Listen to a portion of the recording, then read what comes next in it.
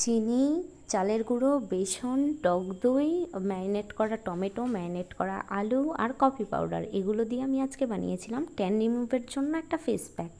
তো এগুলোকে ভালো করে মাখাতে হবে আগে, মানে ওটাকে মিশিয়ে নিতে হবে আর কি। তো ভালো করে মিশিয়ে নিচ্ছিলাম এর জন্য। তো ভালো করে মেশানো হয়ে যাওয়ার পর ওটাকে আমি মুখে অ্যাপ্লাই করব, কিন্তু কিছুক্ষণ রেখে দিয়েছিলাম যাতে ওটা আর ভালো করে নিজেরাই মিশে যায়। তো যাই হোক, এরকম করে মিশিয়ে মিশিয়ে অনেকটা টাইম পরে আমি ওটাকে আবার মুখে অ্যাপ্লাই করছিলাম।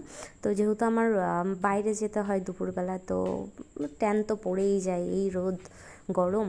তো এর জন্য মুখে ভালো করে আগে অ্যাপ্লাই করছিলাম। তো এই করতে করতে তোমাদের দেখাচ্ছিলাম। আর আমার নাকের ওপরে যে ব্ল্যাক হেডসগুলো আছে, এর জন্য একটু নাকে বেশি করে দিচ্ছিলাম যাতে ব্ল্যাক হেডসগুলোও চলে যায়। তো এই করছিলাম। আর একটু বোঝোই তো আমার পাকা মোটা একটু বেশি থাকে, তাই ওগুলোকে ভালো করে মিশাচ্ছিলাম। তো মুখে ভালো করে অ্যাপ্লাই করার পর আমি ভাবলাম যে যদি ডার্ক সার্কেলেতে চলে যায়, তো আমি চোখের ওপরে ওই জন্য দিয়ে নিয়েছিলাম যে চোখের ওপরেরগুলোও ভালো করে চলে যাবে, সবই ঠিকঠাক হয়ে যাবে, একটা ফেস প্যাকে সব কাজ হয়ে যাবে।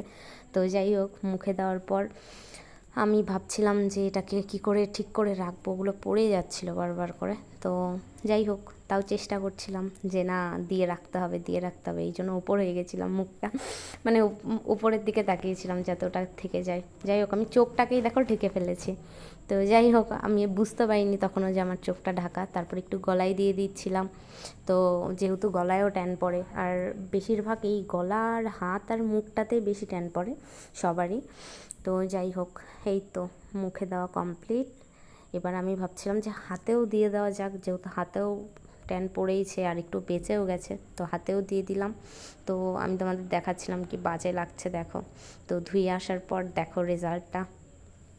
এই দেখো, ধুয়ে আসার পর অনেকটা ব্ল্যাক হেডসও কমে গেছে, আর আমার মুখের যে ট্যানগুলো, এক্সট্রা যে ট্যানগুলো ছিল, ওগুলো চলে গেছে। একদিনে তো সব যায় না, তো এটা সপ্তাহে দুবার ইউজ করলে ট্যান রিমুভ হয়ে যায়।